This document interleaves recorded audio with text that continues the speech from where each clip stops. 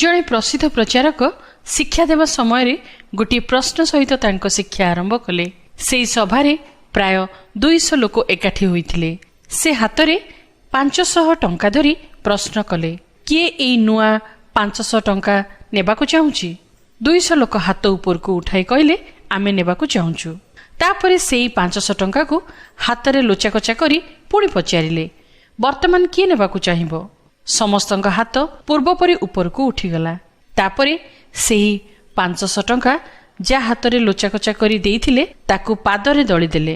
पुणी लोकमानकु देखाई कहले, वर्तमान एई टंका केते जण नेबाकु इच्छा करूछंती? पुणी पूर्वपरी 200 जण हाथ उठाइले। 500 टंकाटी जदिओ धूली धूसर होई जाइथिला, किंतु 500 टंकार मूल्य रे कोनोसी प्रभाव पड़ी नथिला।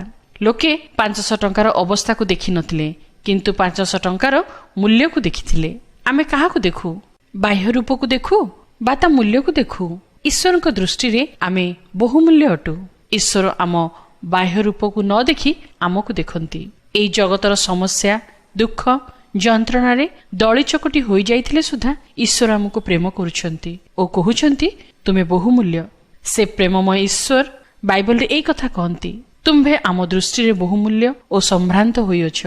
आम्भे तुम्भकु प्रेम करिअछु। भय कर नहीं, कारण आम्भे तुम संगरे अछु।